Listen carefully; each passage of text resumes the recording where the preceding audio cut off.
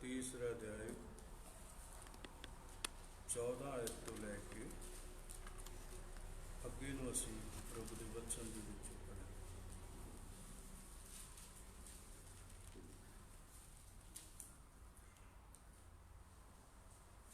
प्रकाश लौदीके दी कलीसिया दे दूत नूं इउं लिख कि जिहड़ा आमीन है, जिहड़ा वफादार अते सच्चा गवाह है, जिहड़ा परमेश्वर दी सृष्टि दा मुੱਢ है, वो ये आखदा है कि मैं तेरे कम्मां नूं जानदा हां, भई तू ना तां ठंडा है ना तत्ता।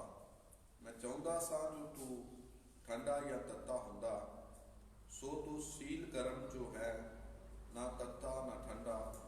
इस कारण मैं तैनूं अपने मूँह विचों उगल सुटांगा।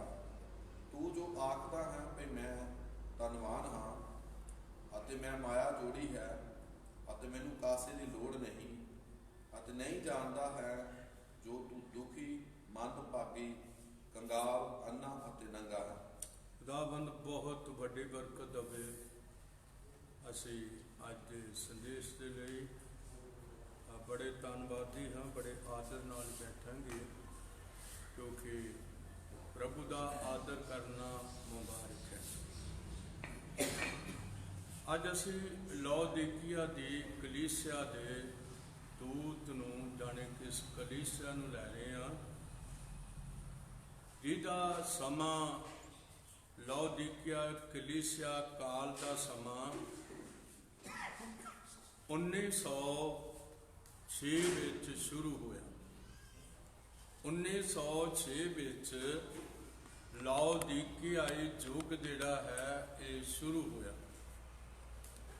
प्रभु बहुत वड्डी किरपा देवे। 1909 विच इस युग का दूत कंटकी स्टेट के अंदर, जो अमरीका की एक स्टेट है, उत्थे एक पहाड़ी इलाके के अंदर इसका जन्म होया। और जिहड़े दूत हुंदे ने, ये नाल सितारे भी हुंदे ने, और ये उस युग के दूत सितारे भी हुंदे ने। असी वेखदे हां कि ये 7 क्षमादान, जिन्हां विचों 7वां क्षमादान जिहड़ा है वो लौदीकिया दी कलीसिया है, और 7वां सितारा इस युग का दूत है जो धरती के उत्ते है। ते असी वेखते हैं कि इसका जन्म 1909 विच जद ये पैदा होया, और उस वेले एक तेज रोशनी ब्रदर ब्रहनम दी उस बैड के उत्ते आई जिथे उहदा जन्म होया सी। और खुदा ने प्रूफ करके दसिया कि ये लौदीकीय कलीसिया का दूत होवेगा और ये नबी भी होवेगा। जिस तरह पहली कलीसिया का दूत और नबी संत पौलुस रसूल है, इसे तरह जिस तरह पौलुस नबी भी सी, इसे तरह इसने भी नबी होना सी।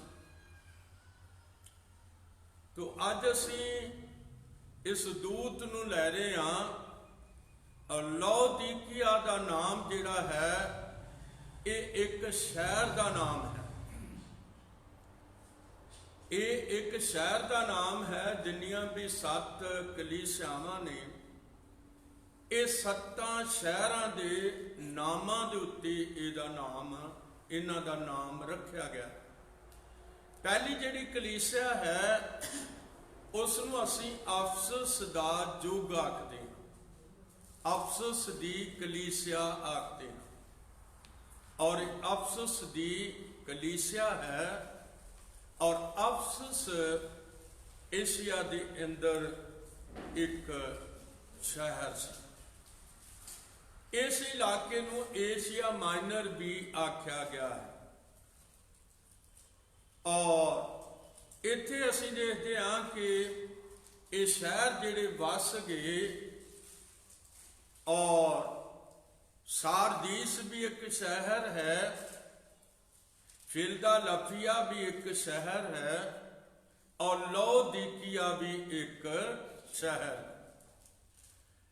ਲੌਦੀਕੀਆ ਜਿਹੜਾ ਹੈ ਇਹ ਬਾਕੀ ਦੇ 25 ਸ਼ਹਿਰਾਂ ਦੇ ਵਿਚਕਾਰ 25 ਸ਼ਹਿਰ ਇਹਦੇ ਆਲੇ ਦੁਆਲੇ ਵਸਦੇ ਸਨ। ਔਰ ਇਹ 5 ਸ਼ਹਿਰਾਂ ਦੇ ਵਿੱਚ ਇੱਕ ਪ੍ਰਧਾਨ ਸ਼ਹਿਰ ਸੀ ਲੌਦੀਕੀਆ। ਔਰ ਲੌਦੀਕੀਆ ਦਾ ਮਤਲਬ ਹੈ ਆਪੋ ਆਪਣੀ ਮਰਜ਼ੀ। ਔਰ ਨਬੀ ਨੇ ਇਸ ਨੂੰ ਆਪਣਾ ਹੱਕ ਵੀ ਦੱਸਿਆ ਹੈ। ਤੋ ਇਹ ਸ਼ਹਿਰ ਜਿਹੜਾ ਹੈ ਇਹ ਬੜਾ ਅਮੀਰ ਸ਼ਹਿਰ ਸੀ, ਪਰ ਇਸ ਨੂੰ ਭੁਚਾਲਾਂ ਨੇ ਬਾਰ-ਬਾਰ ਭੁਚਾਲ ਇਸ ਸ਼ਹਿਰ ਦੇ ਉੱਤੇ ਆਉਂਦੇ ਰਹੇ, ਔਰ ਇਹ ਸ਼ਹਿਰ ਆਖਰ ਭੁਚਾਲਾਂ ਦੇ ਨਾਲ ਟੁੱਟ ਗਿਆ। ਲੌਦੀਕੀਆ ਦਾ ਜਿਹੜਾ ਯੁੱਗ ਹੈ, ਲੌਦੀਕੀਆ ਦਾ ਜਿਹੜਾ ਸ਼ਹਿਰ ਹੈ, ਮੈਂ ਇਹਦੇ ਬਾਰੇ ਕਹਿ ਰਿਹਾ ਹਾਂ। ਹੁਣ ਮੈਂ ਤੇ ਤੁਸੀਂ ਲੌਦੀਕੀਆਈ ਯੁੱਗ ਦੇ ਅੰਦਰ ਰਹਿ ਰਹੇ ਹਾਂ।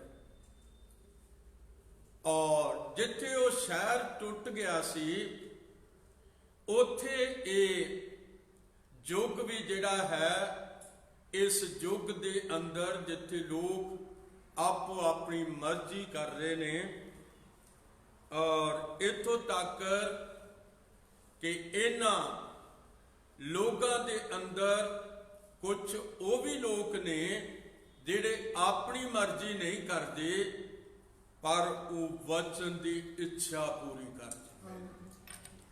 ਜਿਹੜੇ ਵਚਨ ਦੀ ਇੱਛਾ ਪੂਰੀ ਕਰਦੇ ਨੇ, ਇਹ ਲੌਦੀਕੀਆ ਦੇ ਵਿੱਚੋਂ ਬਾਹਰ ਆ ਜਾਣਗੇ ਔਰ ਇਹ ਦੁਲਹਨ ਦਾ ਰੂਪ ਲੈਣਗੇ। ਇਹ ਦੁਲਹਨ ਦਾ ਰੂਪ ਲੈਣਗੇ ਕਿਉਂਕਿ ਅਸੀਂ ਦੇਖਦੇ ਹਾਂ ਇਸ ਯੁੱਗ ਦੇ ਮਗਰੋਂ ਹੋਰ ਕੋਈ ਯੁੱਗ ਨਹੀਂ ਹੈ, ਔਰ ਇਸੇ ਦਾ ਨੰਬਰ 7ਵਾਂ ਨੰਬਰ ਹੈ। ਤੋ ਮੈਂ ਜਦ ਇਸ ਯੁੱਗ ਨੂੰ ਪੜ੍ਹ ਰਿਹਾ ਸੀ, ਔਰ ਦੱਸਣਾ ਚਾਹੁੰਦਾ ਹਾਂ ਕਿ ਇਹ ਜਿਹੜਾ ਯੁੱਗ ਹੈ ਜਿਹਦੇ ਵਿੱਚ ਮੈਂ ਤੇ ਤੁਸੀਂ ਰਹਿ ਰਹੇ ਹਾਂ, ਇਹ ਯੁੱਗ ਹੈ, ਔਰ ਇਸ ਦਾ ਨਾਮ ਲੌਦੀਕੀਆ ਹੈ। ਔਰ ਲੌਦੀਕੀਆ ਦੇ ਅੰਦਰ ਜੇ ਅਸੀਂ ਵੇਖੀਏ ਤੇ ਬਹੁਤ ਸਾਰੇ ਲੋਕਾਂ ਨੇ ਆਪੋ ਆਪਣੀ ਮਰਜ਼ੀ ਪੂਰੀ ਕੀਤੀ ਹੈ, ਪਰ ਥੋੜੇ ਲੋਕ ਜਿਹੜੇ ਜਿਨ੍ਹਾਂ ਦੇ ਕੋਲ ਇਹ ਦੂਤ ਘੱਲਿਆ ਗਿਆ, ਲੌਦੀਕੀਆ ਦਾ ਦੂਤ, ਉਹਨਾਂ ਨੇ ਫਿਰ ਇਸ ਦੂਤ ਦੇ ਜਰੀਏ ਵਚਨ ਨੂੰ ਸੁਣ ਕੇ ਉਹਨਾਂ ਨੇ ਫਿਰ ਇਸ ਵਚਨ ਦੀ ਇੱਛਾ ਪੂਰੀ ਕੀਤੀ ਹੈ, ਕਰ ਰਹੇ ਹਨ। ਪ੍ਰਭੂ ਬਹੁਤ ਵੱਡੀ ਕਿਰਪਾ ਦੇਵੇ। ਤੋ ਹੁਣ ਜਿੱਥੇ ਭੁਚਾਲਾਂ ਦੇ ਨਾਲ ਇਹ ਸ਼ਹਿਰ ਲੌਦੀਕੀਆ ਟੁੱਟ ਚੁੱਕਿਆ ਸੀ, ਉੱਥੇ ਇਸ ਯੁੱਗ ਵਿੱਚ ਵੀ ਕੁਝ ਹੋਣ ਵਾਲਾ ਹੈ। ਆਓ ਅਸੀਂ ਇਸ ਯੁੱਗ ਦੇ ਬਾਰੇ ਵੇਖਾਂਗੇ ਕਿ ਆਖਰੀ ਹੈ, ਔਰ ਇਸ ਯੁੱਗ ਵਿੱਚ ਧਰਤੀ ਵੀ ਟੁੱਟ ਭੱਜ ਜਾਣ ਵਾਲੀ ਹੈ। ਲਿਖਤਾਂ ਚੋਂ ਲਵਾਂਗੇ ਯਸ਼ਾਇਆ 24, 19, 20 ਔਰ 21। ਅਸੀਂ ਇਸ ਨੂੰ ਵੇਖਦੇ ਹਾਂ ਕਿ ਇਹ ਧਰਤੀ ਟੁੱਟ ਭੱਜ ਜਾਣ ਵਾਲੀ ਹੈ, ਕਿਉਂਕਿ ਇਹਦੇ ਉੱਤੇ ਜਿਹੜਾ ਯੁੱਗ ਚੱਲ ਰਿਹਾ ਹੈ ਉਹ ਲੌਦੀਕੀਆ ਦਾ ਯੁੱਗ ਹੈ। ਉਹ ਲੌਦੀਕੀਆ ਦਾ ਯੁੱਗ ਹੈ। ਪੜਾਂਗੇ। ਇਉਂ ਹੋਵੇਗਾ, ਇਸ ਤਰ੍ਹਾਂ ਹੋਵੇਗਾ ਕਿ ਪਾਉਂ ਦੇ ਰੌਲੇ ਤੋਂ ਭੱਜਿਆ ਪਾਉਂ ਦੇ ਰੌਲੇ ਤੋਂ ਭੱਜਿਆ ਹੋਇਆ ਭੋਰੇ ਵਿੱਚ ਡਿੱਗੇਗਾ, ਭੋਰੇ ਵਿੱਚ ਡਿੱਗੇਗਾ, ਅਤੇ ਭੋਰੇ ਵਿੱਚੋਂ ਭੋਰੇ ਵਿੱਚੋਂ ਉਤਾਂ ਆਇਆ ਹੋਇਆ ਫੰਦੇ ਵਿੱਚ ਫਸੇਗਾ, ਫੰਦੇ ਵਿੱਚ ਫਸੇਗਾ। ਜੋ ਜੋ ਉੱਪਰੋਂ ਖਿੜਕੀਆਂ ਖੁੱਲ ਕਿਉਂ ਜੋ ਉੱਪਰੋਂ ਖਿੜਕੀਆਂ ਖੁੱਲ ਗਈਆਂ ਅਤੇ ਧਰਤੀ ਦੀਆਂ ਨੀਹਾਂ ਤੇ ਧਰਤੀ ਦੀਆਂ ਨੀਹਾਂ ਹਿੱਲ ਗਈਆਂ। ਜਦੋਂ ਭੁਚਾਲ ਆਉਂਦਾ ਤੇ ਉਦੋਂ ਸਭ ਤੋਂ ਥੱਲੇ ਧਰਤੀ ਦੀ ਨੀਂਹ ਹਿੱਲਦੀ, ਤਾਂ ਧਰਤੀ ਡੋਲਣਾ ਸ਼ੁਰੂ ਹੁੰਦੀ। ਤਾਂ ਵਚਨ ਕਹਿੰਦਾ ਉੱਪਰੋਂ ਖਿੜਕੀਆਂ ਖੁੱਲ ਗਈਆਂ ਅਤੇ ਧਰਤੀ ਦੀਆਂ ਨੀਹਾਂ ਹਿੱਲ ਗਈਆਂ। ਪੜਾਂਗੇ। ਧਰਤੀ ਉੱਕਾ ਹੀ ਟੁੱਟ ਗਈ, ਧਰਤੀ ਉੱਕਾ ਹੀ ਟੁੱਟ ਗਈ, ਧਰਤੀ ਉੱਕਾ ਹੀ ਪਾਟ ਗਈ, ਧਰਤੀ ਉੱਕਾ ਹੀ ਪਾਟ ਗਈ, ਧਰਤੀ ਉੱਕਾ ਹੀ ਹਿਲਾਈ ਗਈ, ਧਰਤੀ ਉੱਕਾ ਹੀ ਹਿਲਾਈ ਗਈ, ਧਰਤੀ ਸ਼ਰਾਬੀ ਵਾਂਗੂ ਧਰਤੀ ਸ਼ਰਾਬੀ ਵਾਂਗੂ ਡਗਮਗਾਉਂਦੀ ਹੈ ਉਹ ਛੱਪਰ ਵਾਂਗੂ ਹਲਾਰੇ ਅਤੇ ਖਾਂਦੀ ਹੈ, ਛੱਪਰ ਵਾਂਗੂ ਹਲਾਰੇ ਖਾਂਦੀ ਹੈ। ਪੜਾਂਗੇ। ਉਹਦੇ ਅਪਰਾਧ ਦਾ ਭਾਰ, ਉਹਦੇ ਅਪਰਾਧ ਦਾ ਭਾਰ ਉਹ ਉਹਦੇ ਉੱਤੇ ਹੈ, ਉਹਦੇ ਉੱਤੇ ਹੈ। ਅੱਜ ਜਿੰਨਾ ਅਪਰਾਧ, ਜਿੰਨਾ ਪਾਪ ਇਸ ਯੁੱਗ ਵਿੱਚ ਹੋਇਆ ਹੈ, ਔਰ ਇਸ ਯੁੱਗ ਨੂੰ ਅਸਲ ਦੇ ਵਿੱਚ ਸਾਡਾ ਖੁਦਾ ਵੀ ਯਿਸੂ ਮਸੀਹ ਕਹਿ ਰਿਹਾ ਹੈ, ਜਿਸ ਤਰ੍ਹਾਂ ਨੂਹ ਦੇ ਦਿਨਾਂ ਵਿੱਚ ਹੋਇਆ ਉਸੇ ਤਰ੍ਹਾਂ ਮਨੁੱਖ ਦੇ ਪੁੱਤਰ ਦੇ ਦਿਨਾਂ ਵਿੱਚ ਵੀ ਹੋਵੇਗਾ। ਉਹ ਇੱਥੇ ਇੱਕ ਗੱਲ, ਧਰਤੀ ਦੇ ਟੁੱਟਣ ਤੋਂ ਪਹਿਲਾਂ ਇੱਕ ਗੱਲ ਵਾਪਰ ਰਹੀ ਹੈ। ਅਸੀਂ ਉਸ ਆਇਤ ਨੂੰ ਪੜਾਂਗੇ ਜਿਹੜੀ ਵਾਪਰ ਰਹੀ ਹੈ। ਕਿਹੜੀ ਗੱਲ ਹੈ? ਇਹ ਹੈ 17 ਆਇਤ। ਪਾਉ ਭੋਰਾ ਤੇ ਫੰਦਾ, 17 ਆਇਤ ਪ੍ਰਕਾਸ਼ 3:17। ਪ੍ਰਕਾਸ਼ 3:17 ਖਾਸ ਕਰਕੇ ਇਸ ਯੁੱਗ ਦੇ ਲਈ ਹੈ। ਤੂੰ ਜੋ ਆਖਦਾ ਹੈ, ਤੂੰ ਜੋ ਆਖਦਾ ਹੈ ਭਈ ਮੈਂ ਧਨਵਾਨ ਹਾਂ, ਮੈਂ ਧਨਵਾਨ ਹਾਂ ਅਤੇ ਮੈਂ ਮਾਇਆ ਜੋੜੀ ਹੈ, ਅਤੇ ਮੈਂ ਮਾਇਆ ਜੋੜੀ ਹੈ, ਅਤੇ ਮੈਨੂੰ ਕਾਸੇ ਦੀ ਲੋੜ ਨਹੀਂ, ਮੈਨੂੰ ਕਾਸੇ ਦੀ ਲੋੜ ਨਹੀਂ, ਅਤੇ ਨਹੀਂ ਜਾਣਦਾ ਜੋ ਤੂੰ ਦੁਖੀ ਮੰਦਭਾਗੀ ਕੰਗਾਲ ਅੰਨਾ ਅਤੇ ਨੰਗਾ ਆ ਚਾਰ ਗੱਲਾਂ ਜਿਹੜੀਆਂ ਨੇ ਇਸ ਯੁੱਗ ਦੇ ਨਾਲ ਵਾਪਰ ਰਹੀਆਂ। ਅਸੀਂ ਛੋਟੇ ਬੱਚੇ ਸੀ ਔਰ 1947 ਤੋਂ 53 ਅਸੀਂ 6 ਸਾਲ ਉਹਦੇ ਤੋਂ ਹੋਰ ਥੋੜਾ ਜਿਹਾ ਤਾਂ ਜਾਓ, ਅਸੀਂ 1 ਪੈਸਾ ਵੇਖਦੇ ਸੀ। 1 ਪੈਸੇ ਦਾ ਮੁੱਲ ਹੁੰਦਾ ਸੀ। ਫਿਰ 2 ਪੈਸੇ ਨੂੰ ਟਕਾ ਆਖਿਆ ਜਾਂਦਾ ਸੀ। ਉਹ 4 ਨੁਕਰਾਂ ਵਾਲਾ ਟਕਾ ਹੁੰਦਾ ਸੀ। ਔਰ ਫਿਰ ਉਹ ਮਤਲਬ 2 ਪੈਸਿਆਂ ਦਾ ਟਕਾ ਹੁੰਦਾ ਸੀ, 4 ਪੈਸਿਆਂ ਦਾ ਆਨਾ ਹੁੰਦਾ ਸੀ, 8 ਪੈਸਿਆਂ ਦੀ ਦੀਵਾਨੀ ਹੁੰਦੀ ਸੀ, ਔਰ ਫਿਰ ਦੀਵਾਨੀ 2 ਆਨੇ ਹੁੰਦੇ ਸੀ, ਔਰ ਫਿਰ ਚਵਾਨੀ ਹੁੰਦੀ ਸੀ, ਫਿਰ ਅਠਿਆਨੀ 8 ਮਤਲਬ, ਔਰ ਫਿਰ ਰੁਪਈਆ ਹੁੰਦਾ ਸੀ, ਜਿਹਨੂੰ 64 ਪੈਸੇ ਜੋੜ ਕੇ 1 ਰੁਪਈਆ ਬਣਾਉਂਦੇ ਸਨ। ਔਰ ਉਸ ਵੇਲੇ ਇਹ ਯੁੱਗ ਅੱਜ ਜਨਮ ਲੈ ਰਿਹਾ ਸੀ, ਲੌਦੀਕੀਆ ਦਾ ਯੁੱਗ, ਕਿਉਂਕਿ 1906 ਵਿੱਚ ਇਹਦਾ ਜਨਮ ਹੋਇਆ। ਉਹਦੇ ਮਗਰੋਂ ਅਸੀਂ ਛੋਟੇ ਬੱਚੇ ਸੀ ਔਰ ਅਸੀਂ ਇੱਕ ਹੀ ਨੋਟ ਵੇਖਦੇ ਸੀ, ਸਭ ਤੋਂ ਵੱਡਾ ਉਹ ਹੁੰਦਾ ਸੀ 100 ਦਾ ਨੋਟ। ਇਹ ਤੋਂ ਵੱਧ ਕੋਈ ਨੋਟ ਨਹੀਂ ਸੀ। ਪਰ ਜਿਉਂ ਹੀ ਇਹ ਯੁੱਗ ਚੜਿਆ ਹੈ, ਇਸ ਯੁੱਗ ਦੇ ਅੰਦਰ ਇੰਨਾ ਪੈਸਾ ਆ ਗਿਆ, ਇੰਨਾ ਪੈਸਾ ਆ ਗਿਆ, ਬਹੁਤ ਜ਼ਿਆਦਾ ਪੈਸਾ। ਔਰ 17ਵੀਂ ਆਇਤ ਕਹਿੰਦੀ ਹੈ,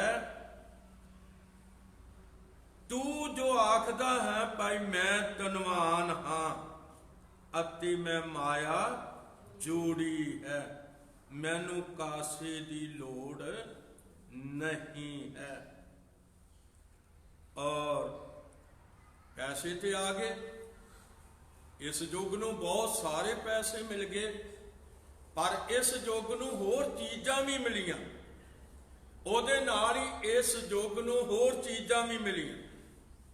ਔਰ ਜਿਹੜੀਆਂ ਹੋਰ ਚੀਜ਼ਾਂ ਨੇ ਉਹਨਾਂ ਨੂੰ ਅਸੀਂ ਵੇਖਦੇ ਹਾਂ,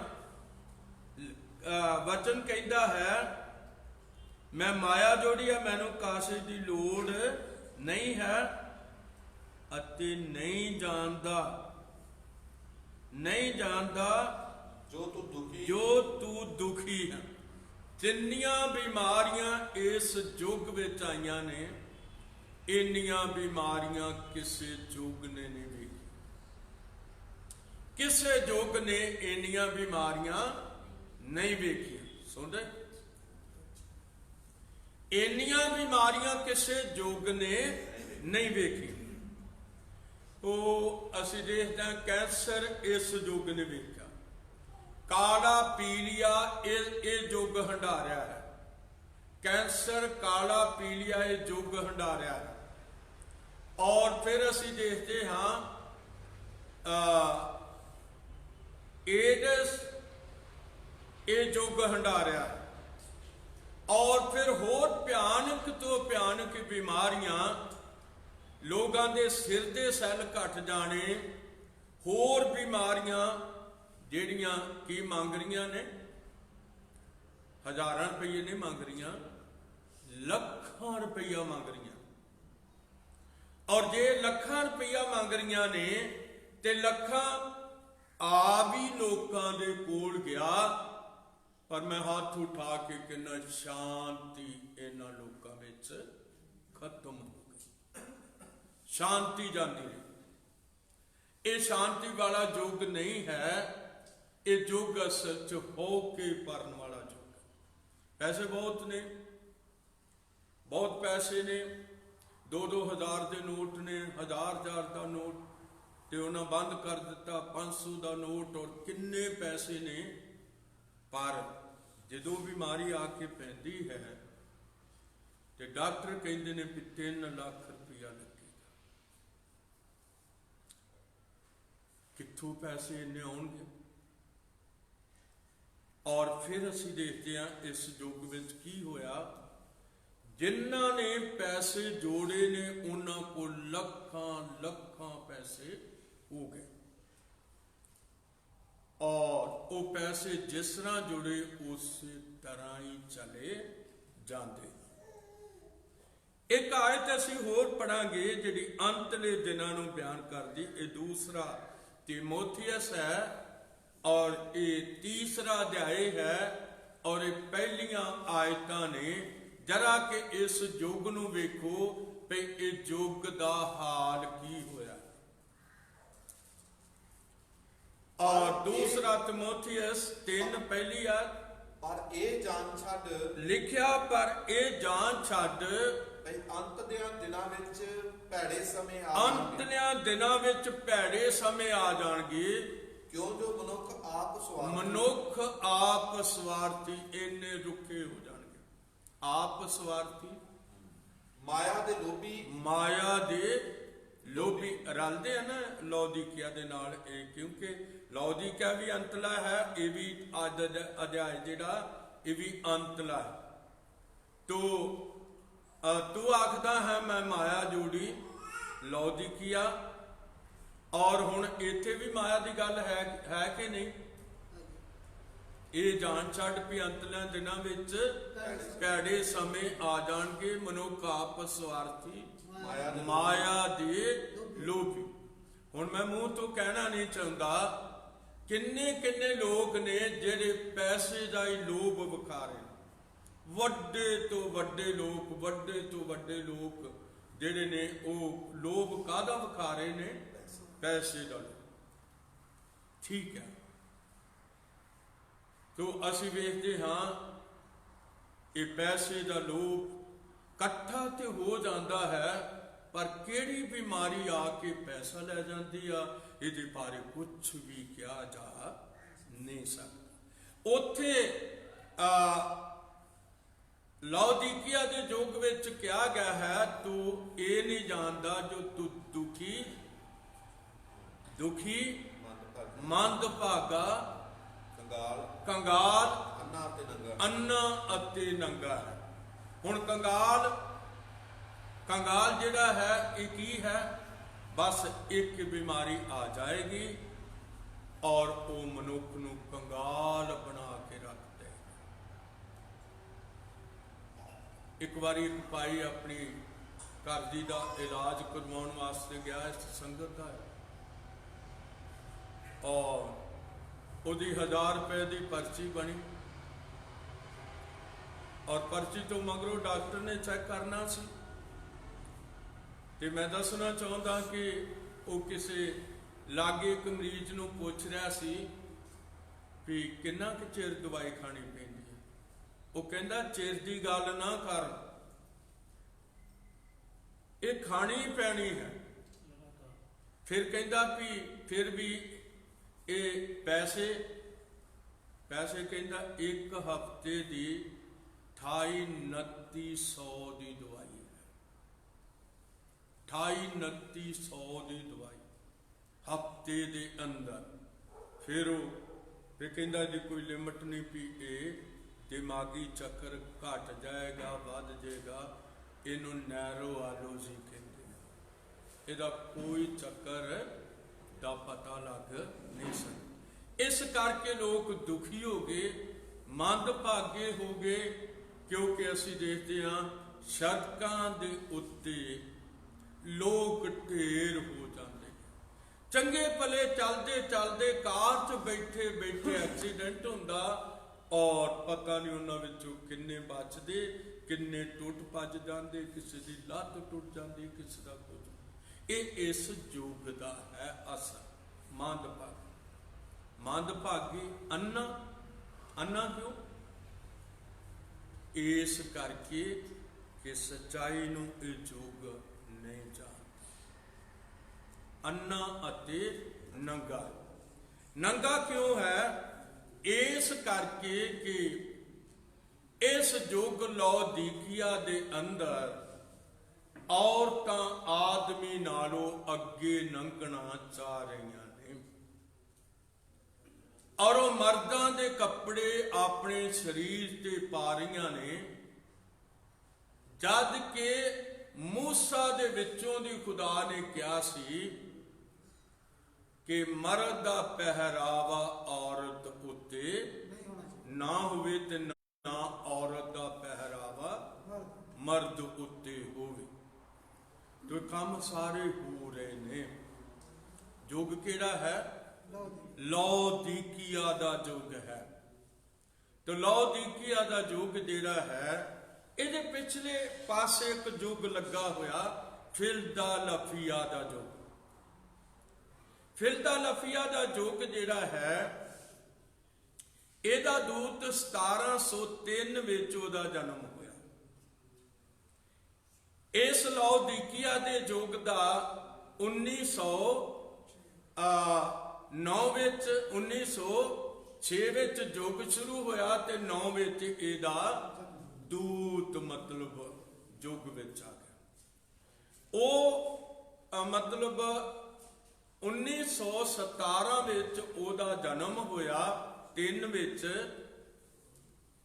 ਮੈਂ ਇੱਕ ਗੱਲ ਆਖਾਂ, ਤੁਸੀਂ ਡਰੋਗੇ ਤੇ ਨਹੀਂ? ਜੌਨ ਵੈਜ਼ਲੀ ਆਪਣੇ 19 ਭਾਈਆਂ ਭੈਣਾਂ ਦੇ ਵਿੱਚੋਂ ਸੀ। ਕਿੰਨੇ ਬੱਚੇ? ਹੱਥ ਉਠਾਓ, ਕਿੰਨੇ ਬੱਚੇ? 19 ਬੱਚੇ। ਅੱਜ ਲੋਕ ਘਬਰਾ ਜਾਣਗੇ ਵੀ 19 ਬੱਚੇ। ਹਾਂ, ਉਹਦੀ ਮਾਂ ਸੂਸਨਾ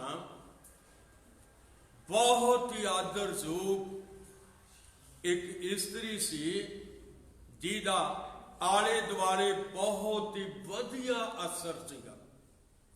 ਅੱਜ ਸਾਡੇ ਅਸਰ ਜਿਹੜੇ ਨੇ ਉਹ ਗੁਆਂਢ ਤੱਕ ਨਹੀਂ ਪਹੁੰਚਦੇ।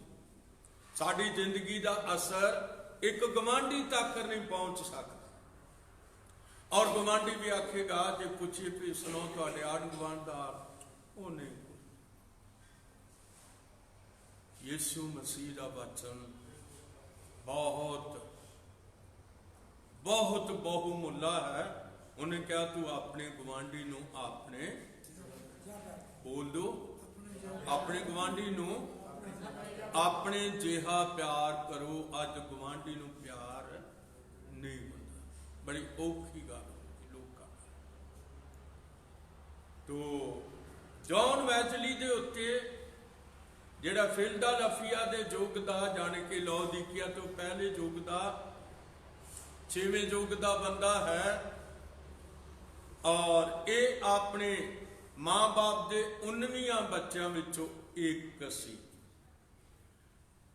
ਔਰ ਇਹ ਜੌਨ ਵੈਸਲੀ ਦੇ ਉੱਤੇ ਅਸਰ ਜਿਹੜਾ ਪਿਆ, ਉਹਦੀ ਮਾਂ ਦੇ ਜੀਵਨ ਦਾ ਅਸਰ ਉਹਦੇ ਉੱਤੇ ਪਿਆ। ਜਿਸ ਮਾਂ ਨੇ 19 ਬੱਚਿਆਂ ਨੂੰ ਜਨਮ ਦਿੱਤਾ ਔਰ ਉਹਨਾਂ ਨੂੰ ਪਾਲਿਆ, ਔਰ ਫਿਰ ਉਹ ਸਮਾਜ ਦੇ ਵਿੱਚ ਵੀ ਉਹਦਾ ਬਹੁਤ ਵਧੀਆ ਜੀਵਨ ਰਿਹਾ, ਔਰ ਜਿਹਦੇ ਕਾਰਨ ਜੌਨ ਵੈਸਲੀ ਜਿਹੜਾ ਹੈ ਉਹ ਮਸੀਹੀ। ਇਸ ਕਰਕੇ ਅਸੀਂ ਦੇਖਦੇ ਹਾਂ ਉਹ ਯੁੱਗ ਜਿਹੜਾ ਉਹ ਭਰਾਵਾਂ ਦੇ ਪਿਆਰ ਦਾ ਯੁੱਗ ਹੈ।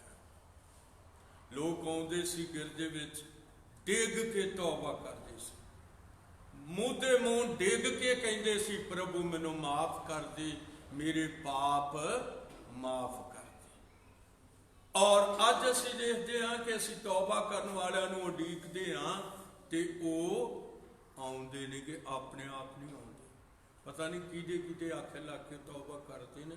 ਮੈਂ ਤੇ ਕਈ ਵਾਰੀ ਪੁੱਛਦਾ ਵਾਂ ਵੀ ਤੁਸੀਂ ਤੌਬਾ ਕੀਤੀ ਕਿਤੇ ਆਪਣੇ ਮਤਲਬ ਮਾਸੀ ਦੇ ਆਖੇ ਤੇ ਨਹੀਂ ਲੱਗੇ, ਜਾਂ ਮਤਲਬ ਹੋਰ ਕਿਸੇ ਦੇ ਆਖੇ ਲੱਗ ਕੇ ਤੇ ਨਹੀਂ ਤੌਬਾ ਕਰ ਰਹੇ?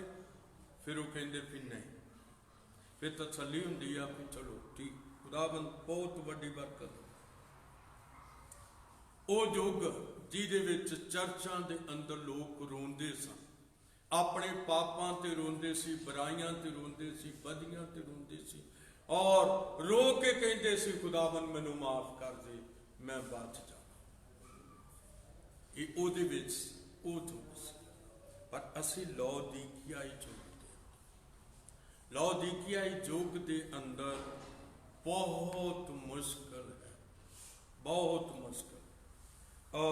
ਜਦੋਂ ਮੈਂ ਇਹਨੂੰ ਪੜ੍ਹ ਰਿਹਾ ਸੀ ਲਾਉਦੀਕਿਆਈ ਯੁੱਗ ਨੂੰ, ਤੇ ਉਹ ਸਾਰੀਆਂ ਚੀਜ਼ਾਂ ਜਿਹੜੀਆਂ ਸੀ ਉਹ ਸਾਹਮਣੇ ਆ ਰਹੀਆਂ ਸੀ ਕਿ ਲਾਉਦੀਕਿਆ ਕਿਸ ਤਰ੍ਹਾਂ ਭੁਚਾਲਾਂ ਦੇ ਨਾਲ ਟੁੱਟ ਗਿਆ।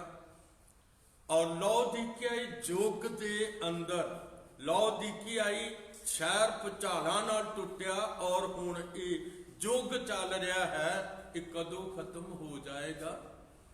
ਇਹ ਯੁੱਗ ਕਦੋਂ ਖਤਮ ਹੋਏਗਾ? ਯਿਸੂ ਦੇ ਆਉਣ ਦੇ ਉੱਤੇ ਯੁੱਗ ਸਮਾਪਤ ਹੋ ਜਾਏਗਾ। ਔਰ ਫਿਰ ਜਦੋਂ ਯਿਸੂ ਦੇ ਆਉਣ ਤੇ ਇਹ ਯੁੱਗ ਖਤਮ ਹੋ ਜਾਏਗਾ, ਫਿਰ ਅੱਗੇ ਜਿਹੜਾ ਯੁੱਗ ਹੈ ਉਹ 1000 ਸਾਲਾ ਰਾਜ ਸ਼ੁਰੂ ਹੋਵੇਗਾ।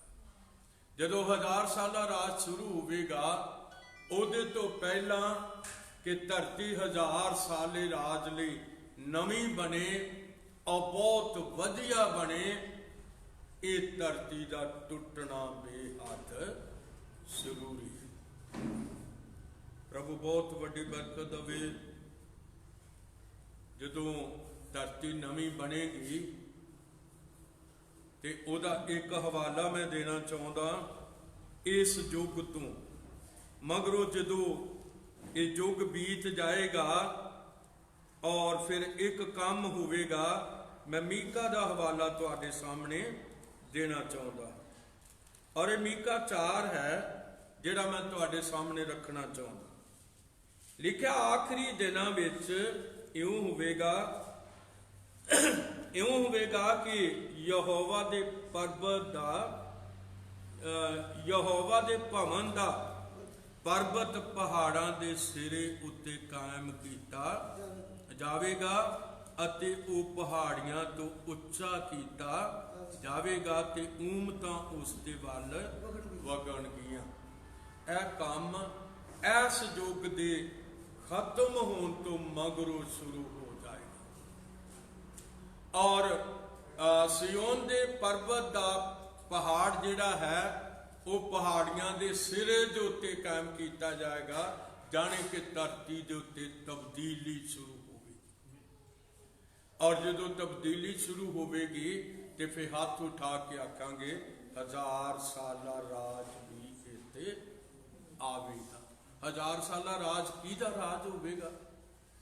1000 ਸਾਲਾ ਰਾਜ ਵੋਟਾਂ ਦਾ ਰਾਜ ਨਹੀਂ ਹੋਵੇਗਾ, ਨਾ ਕਿਸੇ ਮਨੁੱਖ ਦਾ ਰਾਜ ਹੋਵੇਗਾ। ਹੱਥ ਉਠਾ ਕੇ ਆਖੋ ਇਹ ਯਿਸੂ ਮਸੀਹ ਦਾ ਆਪਣਾ ਰਾਜ ਹੋਵੇਗਾ, ਕਿਉਂਕਿ ਸਾਡਾ ਪ੍ਰਭੂ ਰਾਜਿਆਂ ਦਾ ਰਾਜਾ ਹੈ ਤੇ ਪ੍ਰਭੂਆਂ ਦਾ ਪ੍ਰਭੂ ਹੈ। ਉਸ ਨੇ ਇਸ ਧਰਤੀ ਦੇ ਉੱਤੇ ਰਾਜ ਕਰਨਾ ਹੈ। ਔਰ ਧਰਤੀ ਦਾ ਸੁਭਾਅ ਕੈਸਾ ਹੋਵੇਗਾ? ਇਹਦੇ ਉੱਤੇ ਜਾਨਵਰਾਂ ਦੇ ਸੁਭਾਅ ਕੈਸੇ ਹੋਣਗੇ ਔਰ ਮਨੁੱਖਾਂ ਦੇ ਸੁਭਾਅ ਕਿਸ ਤਰ੍ਹਾਂ ਦੇ ਹੋਣਗੇ? ਆਓ ਜਰਾ ਕਿ ਅਸੀਂ ਪੜਾਂਗੇ ਯਸ਼ਾਇਆ 11:6। ਯਸ਼ਾਇਆ 11:6 ਨੂੰ ਜਦੋਂ ਅਸੀਂ ਪੜ੍ਹ ਰਹੇ ਹਾਂ ਤੇ ਸਾਨੂੰ ਪਤਾ ਲੱਗ ਰਿਹਾ ਹੈ ਕਿ ਇਹ ਕਿਸ ਤਰ੍ਹਾਂ ਹੋ ਜਾਏਗਾ। ਧਰਤੀ ਤਬਦੀਲ ਜਿਹੀ ਹੋ ਜਾਏਗੀ, ਬਦਲ ਗਈ ਹੋਵੇਗੀ ਔਰ ਇਹਦੇ ਉੱਤੇ ਜਾਨਵਰਾਂ ਦੇ ਸੁਭਾਅ ਵੀ ਬਦਲੇ ਹੋਏ ਹੋਣਗੇ। ਔਰ ਮੈਂ ਪੜ੍ਹਨਾ ਚਾਹੁੰਦਾ ਯਸ਼ਾਇਆ 11:6। ਬਘਿਆੜ ਲੇਲੇ ਨਾਲ ਰਹੇਗਾ। ਤੁਸੀਂ ਪਹਿਲਾਂ ਹੀ ਵੇਖੋ, ਪਹਿਲਾ ਸ਼ਬਦ ਜਿਹੜਾ ਹੈ ਉਹ ਕਹਿ ਰਿਹਾ ਬਘਿਆੜ ਕਿਹਦੇ ਨਾਲ ਰਹੇਗਾ? ਲੇਲੇ ਨਾਲ ਰਹੇਗਾ। ਬਘਿਆੜ ਮੇਰੇ ਤੇ ਤੁਹਾਡੇ ਦਿਨਾਂ ਵਿੱਚ ਲੇਲੇ ਖਾ ਜਾਂਦਾ, ਲੇਲੇ ਨਾਲ ਰਹਿਣਾ ਛੱਡਿਆ, ਉਹ ਲੇਲੇ ਦੀਆਂ ਹੱਡੀਆਂ ਚੱਬ ਜਾਂਦਾ।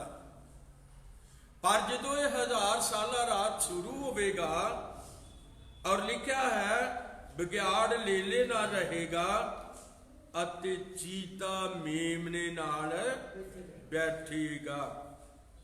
ਵੱਛਾ, ਜਵਾਨ ਸ਼ੇਰ ਤੇ ਪਾਲਤੂ ਪਸ਼ੂ ਇਕੱਠੇ ਰਹਿਣਗੇ ਅਤੇ ਇੱਕ ਛੋਟਾ ਮੁੰਡਾ ਉਹਨਾਂ ਨੂੰ ਲਈ ਫਿਰੇਗਾ। ਇੱਜੜ ਕਿਹੋ ਜਿਹਾ ਹੈ? ਵੱਛਾ, ਜਵਾਨ ਸ਼ੇਰ, ਪਾਲਤੂ ਪਸ਼ੂ ਇਕੱਠੇ ਰਹਿਣਗੇ। ਇੱਕ ਪਾਸੇ ਵੱਛਾ ਹੋਵੇਗਾ, ਇੱਕ ਪਾਸੇ ਜਵਾਨ ਸ਼ੇਰ ਹੋਵੇਗਾ।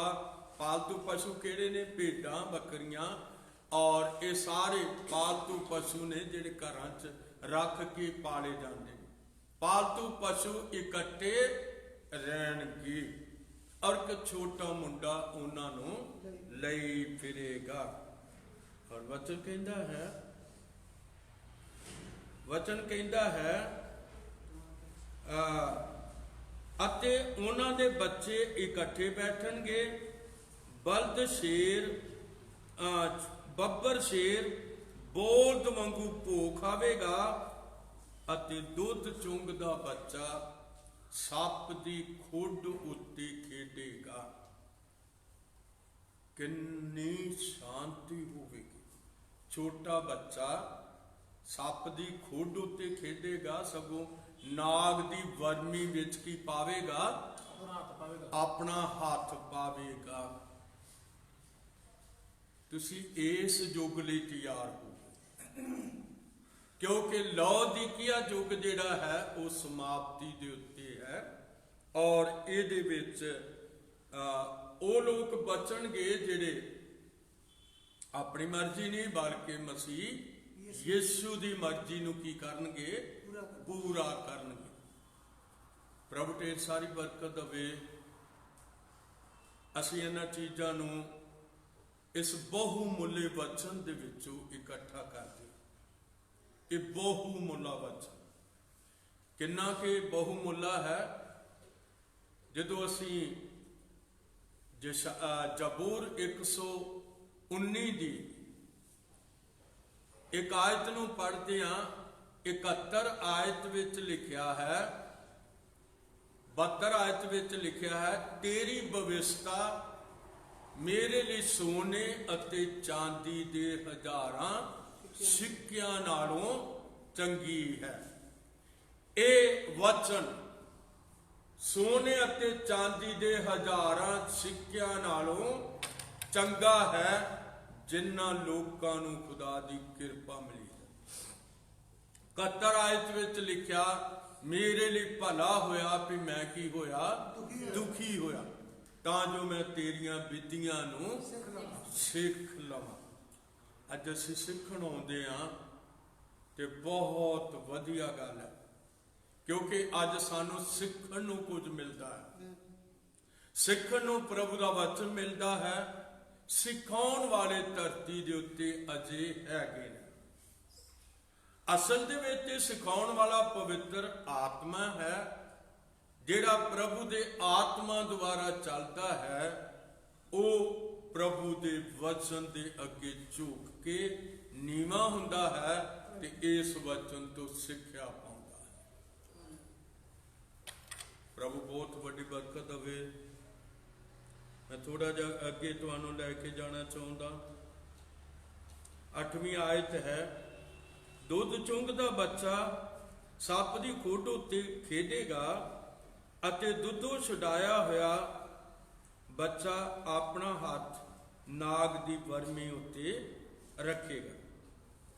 ਮੇਰੇ ਸਾਰੇ ਪਵਿੱਤਰ ਪਰਬਤ ਵਿੱਚ ਉਹ ਨਾ ਸੱਟ ਲਾਉਣਗੇ, ਨਾ ਨਾਸ਼ ਕਰਨਗੇ, ਕਿਉਂ ਜੋ ਧਰਤੀ ਯਹੋਵਾ ਦੇ ਗਿਆਨ ਨਾਲ ਭਰੀ ਹੋਈ ਹੋਵੇਗੀ, ਜਿਸ ਤਰ੍ਹਾਂ ਸਮੁੰਦਰ ਪਾਣੀ ਨਾਲ ਭਰਿਆ ਹੁੰਦਾ ਹੈ। ਇਸ ਤਰ੍ਹਾਂ ਸਾਰੀ ਧਰਤੀ ਯਹੋਵਾ ਦੇ ਗਿਆਨ ਦੇ ਨਾਲ ਭਰੀ ਹੋਈ ਹੋਵੇਗੀ। ਬੜੀ ਛੇਤੀ ਇਹ ਕੰਮ ਹੋਣ ਵਾਲਾ ਹੈ। ਬੜੀ ਜਲਦੀ ਇਹ ਧਰਤੀ ਟੁੱਟਣ ਵਾਲੀ ਹੈ। ਬੜੀ ਜਲਦੀ ਲੌਦੀਕੀਆ ਦੇ ਸ਼ਹਿਰ ਜਿਸ ਨਾਲ ਲੌਦੀਕੀਆ ਦਾ ਸ਼ਹਿਰ ਟੁੱਟਾ ਭੁਚਾਲਾਂ ਨਾਲ, ਇਹ ਧਰਤੀ ਵੀ ਟੁੱਟਣ ਵਾਲੀ ਹੈ। ਪਰ ਇਸ ਤੋਂ ਪਹਿਲਾਂ ਕਿ ਧਰਤੀ ਟੁੱਟੇ, ਮੈਨੂੰ ਤੁਹਾਨੂੰ ਪ੍ਰਭੂ ਦੀ ਆਗਿਆਕਾਰੀ ਵਿੱਚ ਹੋਣਾ ਚਾਹੀਦਾ ਹੈ। ਜਦ ਅਸੀਂ ਉਹਦੇ ਆਗਿਆਕਾਰ ਹੋਵਾਂਗੇ, ਉਹਦੇ ਨਾਲ ਵਫਾਦਾਰ ਹੋਵਾਂਗੇ, ਔਰ ਇਸ ਤਰ੍ਹਾਂ ਦਾ ਜੀਵਨ ਹੋ ਜਾਏਗਾ ਜਿਸ ਤਰ੍ਹਾਂ ਦੁਲਹਨ ਆਪਣੇ ਦੁਲਹੇ ਦੇ ਨਾਲ ਹੈ। ਇੱਥੋਂ ਤੱਕ ਲੋਕ ਆਪਣੇ ਪ੍ਰਭੂ ਦੀ ਨਜ਼ਦੀਕੀ ਵਿੱਚ ਚਲੇ ਜਾਣਗੇ ਔਰ ਉਹ ਆਪਣੇ ਪ੍ਰਭੂ ਤੋਂ ਕਦੇ ਵੀ ਵੱਖਰੇ ਨਹੀਂ ਹੋਣਗੇ। ਕਦੇ ਵੀ ਉਹ ਆਪਣੇ ਪ੍ਰਭੂ ਤੋਂ ਵੱਖਰੇ ਨਹੀਂ ਹੋਣਗੇ। ਖੁਦਾਵੰਦ ਬਹੁਤ ਵੱਡੀ ਬਰਕਤ ਦੇਵੇ। ਲਾਉਦੀਕੀਆ ਦੇ ਲੋਕ ਇੰਨੇ ਬੇਪਰਵਾਹ, ਬਹੁਤ ਬੇਪਰਵਾਹ, ਆਪਣੀ ਮਰਜ਼ੀ ਕਰਨ ਵਾਲੇ, ਆਪਣੀ ਇੱਛਾ ਦੇ ਅਨੁਸਾਰ ਚੱਲਣ ਵਾਲੇ, ਇਹ ਲਾਉਦੀਕੀਆ ਯੁੱਗ ਦੇ ਲੋਕ ਨੇ, ਜਿਹਦਾ ਮਤਲਬ ਹੈ ਆਪੋ ਆਪਣੀ ਮਰਜ਼ੀ। ਤੋ ਇਸੇ ਯੁੱਗ ਵਿੱਚ ਕੁਝ ਉਹ ਵੀ ਲੋਕ ਨੇ ਜਿਹੜੇ ਆਪਣੀ ਮਰਜ਼ੀ ਨਹੀਂ ਬਲਕਿ ਪ੍ਰਭੂ ਦੀ ਮਰਜ਼ੀ ਨੂੰ ਕੀ ਕਰਦੇ ਨੇ? ਪੂਰਾ ਕਰਦੇ ਨੇ। ਇਸ ਕਰਕੇ ਇਹ ਧਰਤੀ ਟੁੱਟ ਜਾਣ ਵਾਲੀ ਹੈ। ਮੈਂ ਦਾ ਹਵਾਲਾ ਦਿੱਤਾ ਹੈ ਔਰ ਇੱਕ ਹਵਾਲਾ ਹੋਰ ਦੇਣਾ ਚਾਹੁੰਦਾ ਇਸ ਧਰਤੀ ਦੇ ਬਾਰੇ। ਉਹ ਹੈ ਦੂਸਰਾ ਪਤਰਸ, ਉਸ ਦਾ 3 ਅਧਿਆਇ ਔਰ 10ਵੀਂ ਆਇਤ। ਆਕਾਸ਼ ਸੰਨਾਟੇ ਨਾਲ ਜਾਂਦੇ ਰਹਿਣਗੇ ਅਤੇ ਮੂਲ ਵਸਤਾਂ ਵੱਡੇ ਤੌਰ ਨਾਲ ਤਪ ਕੇ ਟਲ ਜਾਣਗੀਆਂ ਅਤੇ ਧਰਤੀ ਆਪਣੀਆਂ ਕਾਰਾਗਾਰੀਆਂ ਸਣੇ ਜਲ ਬਲ ਜਾਵੇਗੀ। ਧਰਤੀ ਆਪਣੀਆਂ ਕਾਰਾਗਾਰੀਆਂ ਸਣੇ ਜਲ ਬਲ ਜਾਵੇਗੀ। ਲਿਖਿਆ ਕਿ ਜੇ ਧਰਤੀ ਇਸ ਤਰ੍ਹਾਂ ਜਲ ਬਲ ਜਾਣ ਵਾਲੀ ਹੈ ਤੇ ਤੁਹਾਨੂੰ ਹਰ ਪ੍ਰਕਾਰ ਦੇ ਪਵਿੱਤਰ ਚੱਲਣ ਅਤੇ ਭਗਤੀ ਵਿੱਚ ਕਿਹੋ ਜਿਹਾ ਹੋਣਾ ਚਾਹੀਦਾ। ਲਾਉਦੀਕੀਆ ਦੇ ਆਮ ਲੋਕਾਂ ਵਰਗੇ ਨਹੀਂ ਸਾਨੂੰ ਹੋਣਾ ਚਾਹੀਦਾ। ਅਸਲ ਵਿੱਚ ਸਾਨੂੰ ਪ੍ਰਭੂ ਦੇ ਵਚਨ ਦੇ ਨੇੜੇ ਹੋਣਾ ਚਾਹੀਦਾ ਹੈ, ਕਿਉਂਕਿ ਸਾਨੂੰ ਪਤਾ ਲੱਗ ਗਿਆ ਹੈ ਕਿ ਧਰਤੀ ਆਪਣੀਆਂ ਕਾਰਾਗਰੀਆਂ ਸਣੇ ਚਾਲ ਪਾਲ ਜਾਵੇਗੀ। ਇਸ ਧਰਤੀ ਨੂੰ ਇੰਨਾ ਜਲਾ ਦੇਣ ਦੇ ਲਈ ਕਿਹੜਾ ਮਸਾਲਾ ਹੈ? ਵੱਡੀਆਂ ਵੱਡੀਆਂ ਮਜਾਇਲਾਂ ਜਦੋਂ ਇਹਦੇ ਉੱਤੇ ਡਿੱਗਣਗੀਆਂ, 4 ਸਫੀਰੇ ਤੋਂ ਧਰਤੀ ਦੇ ਉੱਤੇ, ਉਹ ਮਜਾਇਲਾਂ ਜਿਹੜੀਆਂ ਅੱਜ ਲੋਕ ਬੜੀ ਸ਼ਾਨ ਨਾਲ ਦੱਸਦੇ ਨੇ ਕਿ ਸਾਡੀ ਮਜਾਲ 500,000 ਕਿਲੋਮੀਟਰ ਚਲੇ ਜਾਂਦੀ ਹੈ, 5000 ਕਿਲੋਮੀਟਰ ਜਾਂਦੀ ਹੈ। ਮੈਂ 500,000 ਕਹਿ ਦਿੱਤਾ, ਮਾਫ ਕਰਨਾ, 5000 ਕਿਲੋਮੀਟਰ ਜਾਂਦੀ ਹੈ। ਕੋਈ ਕਹਿੰਦਾ ਹੈ 10,000 ਕਿਲੋਮੀਟਰ ਜਾਂਦੀ ਹੈ। ਇਹਦਾ ਮਤਲਬ ਲੋਕ ਅਚਾਨਕ ਵਿਚਾਰੇ ਆਪਣੀਆਂ ਗੱਲਾਂ ਕਰਦੇ ਹੋਣਗੇ ਔਰ ਉਹਨਾਂ ਨੂੰ ਪਤਾ ਹੀ ਨਹੀਂ ਲੱਗੇਗਾ ਕਿ ਏਡੀ ਦੂਰ ਤੋਂ ਇੱਕ ਮਜ਼ਾਇਲ ਆ ਰਹੀ ਆ, ਡਿੱਗਦਿਆਂ ਸਾਰ ਧਰਤੀ ਦੇ ਕੀ ਹੋ ਜਾਣਗੇ, ਟੋਟੇ ਹੋ ਜਾਣਗੇ ਔਰ ਬੜੀ ਮੁਸ਼ਕਿਲ ਹੋਵੇਗੀ। ਤੁਹਾਨੂੰ ਪਤਾ ਅੱਜ 4 ਸਫੀਰੇ ਲੋਕ ਕਿਹੜੀ ਬਹਾਦਰੀ ਵਿਖਾ ਰਹੇ ਨੇ? ਲਾਉਦੀਕੀਆ ਦੇ ਯੁੱਗ ਦੇ ਲੋਕ ਜਿਹੜੇ ਕਿਹੜੀ ਬਹਾਦਰੀ ਵਿਖਾ ਰਹੇ ਆ? ਸਾਡੀ ਮਜ਼ਾਇਲ, ਸਾਡਾ ਫਾਈਟਰ ਜਹਾਜ਼, ਬੰਬ ਸੁੱਟਣ ਵਾਲਾ, ਔਰ ਇਹ ਸਾਰਾ ਇਹ ਕੁਝ ਉਹ ਤੇ ਸ਼ਾਨ ਵਿਖਾ ਰਹੇ ਆ, ਲੇਕਿਨ ਧਰਤੀ ਦੇ ਲੋਕਾਂ ਦਾ ਹਾਲ ਕੀ ਹੋ ਜਾਏਗਾ? ਧਰਤੀ ਦਾ ਕੀ ਹਾਲ ਹੋ ਜਾਏਗਾ? ਅਸੀਂ ਪਾਤਰਸ ਨੂੰ ਪੁੱਛ ਰਹੇ ਹਾਂ। ਪਾਤਰਸ ਕਹਿ ਰਿਹਾ ਆਕਾਸ਼ ਸਰਨਾਟੇ ਨਾਲ ਜਾਂਦੇ ਰਹਿਣਗੇ, ਮੂਲ ਵਸਤਾਂ ਵੱਡੇ ਤੌਰ ਨਾਲ ਤਪ ਕੇ ਢਲ ਜਾਣਗੀਆਂ ਔਰ ਧਰਤੀ ਆਪਣੀਆਂ ਕਾਰਾਗਰੀਆਂ ਸਣੇ ਜਲ ਬਲ ਜਾਵੇਗੀ। ਜਦੋਂ ਇਹ ਸਭ ਚੀਜ਼ਾਂ ਇਸ ਤਰ੍ਹਾਂ ਜਲ ਬਲ ਜਾਣ ਵਾਲੀਆਂ ਹਨ ਤੇ ਫਿਰ ਤੁਹਾਨੂੰ ਹਰ ਪ੍ਰਕਾਰ ਦੇ ਪਵਿੱਤਰ ਚੱਲਣ ਅਤੇ ਭਗਤੀ ਵਿੱਚ ਕਿਹੋ ਜਿਹੇ ਹੋਣਾ ਚਾਹੀਦਾ ਹੈ, ਜਿਹਦੇ ਵਿੱਚ ਆਕਾਸ਼ ਬਲ ਕੇ ਢਲ ਜਾਣਗੇ, ਪੰਗਰ ਜਾਣਗੇ। ਔਰ 13ਵੀਂ ਆਇਤ ਵਿੱਚ ਕਹਿੰਦਾ ਹੈ, ਮੈਂ 10 ਤੋਂ ਸ਼ੁਰੂ ਕੀਤਾ, 10, 12, 13, 14, 13, 10, 11, 12, 13। 13ਵੀਂ ਆਇਤ ਵਿੱਚ ਪਾਤਰਸ ਕੀ ਕਹਿੰਦਾ? ਪਰ ਅਸੀਂ ਨਵੀਂ ਧਰਤੀ ਅਤੇ ਨਵੇਂ ਆਕਾਸ਼ ਦੀ ਉਡੀਕ ਵਿੱਚ ਹਾਂ, ਜਿਹਦੇ ਵਿੱਚ ਧਰਮ ਵਸਦਾ ਹੈ। ਖੁਦਾ ਦੇ ਲੋਕਾਂ ਨੂੰ ਕੀ ਆਸ ਹੈ? ਉਹਨਾਂ ਨੂੰ ਇਸ ਧਰਤੀ ਦੀ ਪਰਵਾਹ ਨਹੀਂ ਹੈ, ਪਰ ਉਹਨਾਂ ਨੂੰ ਨਵੀਂ ਧਰਤੀ ਤੇ ਨਵੇਂ ਆਕਾਸ਼ ਦੀ ਉਡੀਕ ਹੈ, ਜਿਨ੍ਹਾਂ ਵਿੱਚ ਕੀ ਵਸਦਾ ਹੈ? ਹੱਥ ਉਠਾ ਕੇ ਆਖਾਂਗੇ ਧਰਮ ਵਸਦਾ ਹੈ। ਇਸ ਕਰਕੇ ਇਹ ਧਰਤੀ ਬਹੁਤ ਬੁਰੇ ਹਾਲਾਤਾਂ ਵਿੱਚ ਚਲੇ ਜਾਣ ਵਾਲੀ ਹੈ। ਮੈਂ ਨਹੀਂ ਕਹਿੰਦਾ, ਬਲਕਿ ਮੇਰੇ ਹੱਥ ਵਿੱਚ ਫੜਿਆ ਹੋਇਆ ਵਚਨ ਕਹਿੰਦਾ ਹੈ। ਜਦੋਂ ਵਚਨ ਕਹਿੰਦਾ ਹੈ ਤੇ ਵਚਨ ਦੀ ਗਰੰਟੀ ਬੜੀ ਜ਼ਬਰਦਸਤ ਹੈ। ਯਿਸੂ ਮਸੀਹ ਨੇ ਮੱਤੀ 24:35 ਦੇ ਅੰਦਰ ਕਿਹਾ ਹੋਇਆ, ਜ਼ਮੀਨ ਅਤੇ ਆਸਮਾਨ ਟਲ ਜਾਣਗੇ ਪਰ ਮੇਰੇ ਮੂੰਹ ਦੇ ਕਹੇ ਹੋਏ ਵਚਨ ਕਦੇ ਵੀ ਨਹੀਂ ਟਲਣਗੇ। ਇਸ ਕਰਕੇ ਮਜ਼ਬੂਤ ਹੋਵੋ, ਆਓ ਆਪਣੀਆਂ ਲਾਪਰਵਾਹੀਆਂ ਨੂੰ ਛੱਡ ਕੇ ਆਪਣੇ ਪ੍ਰਭੂ ਦੀ ਇੱਛਾ ਨੂੰ ਪੂਰਾ ਕਰੀਏ, ਕਿਉਂਕਿ ਲਾਉਦੀਕੀਆ ਯੁੱਗ ਜਿਹੜਾ ਹੈ, ਇਹਦੇ ਵਿੱਚ 2 ਵੱਡੀਆਂ ਲੜਾਈਆਂ ਹੋਈਆਂ ਨੇ, ਜਿਨ੍ਹਾਂ ਨੂੰ ਵਰਲਡ ਵਾਰ ਆਖਿਆ ਜਾਂਦਾ ਹੈ। ਔਰ ਇੱਕ 1914 ਤੋਂ 18 ਤੱਕ ਰਿਹਾ ਹੈ, 4 ਸਾਲ ਤੱਕ। ਦੂਸਰਾ 39 ਤੋਂ 45 ਤੱਕ ਚੱਲਿਆ ਹੈ, 6 ਸਾਲ।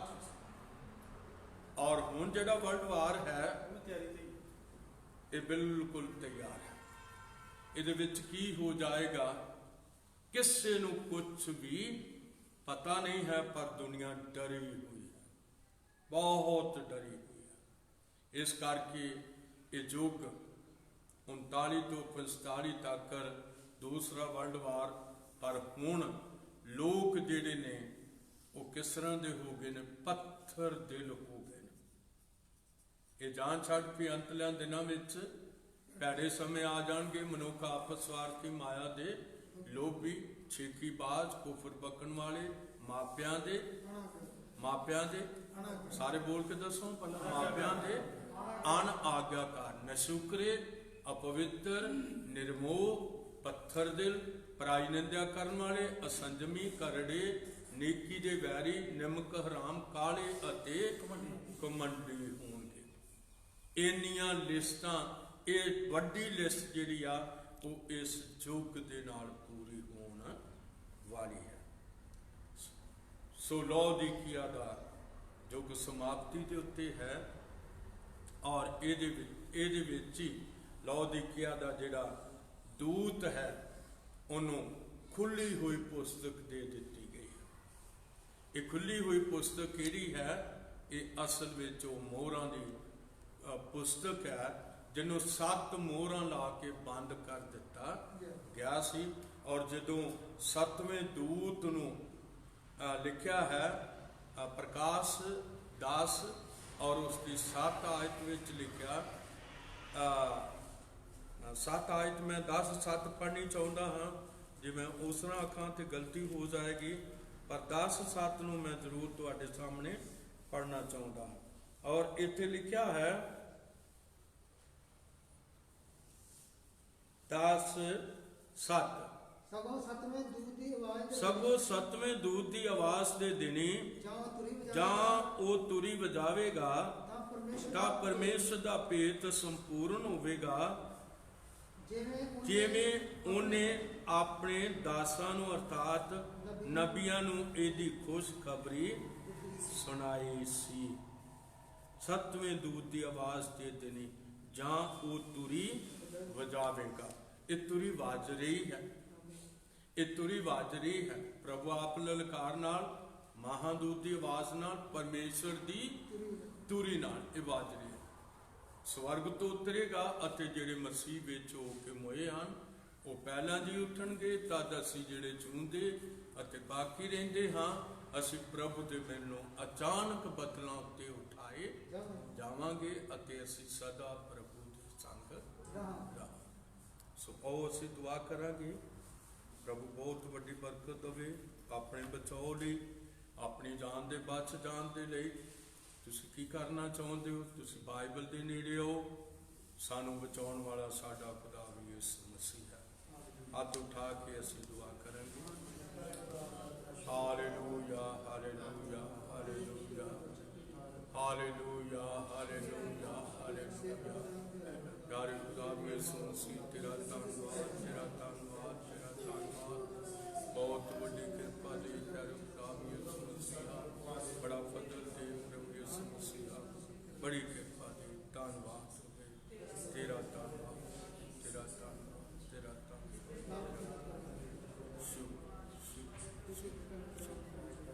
ਯਿਸੂ ਮਸੀਹ ਦੇ ਨਾਮ ਵਿੱਚ ਮੰਗਦੇ। ਆਖਰੀ ਦੁਆ ਸੀ ਪਾਸਲਾ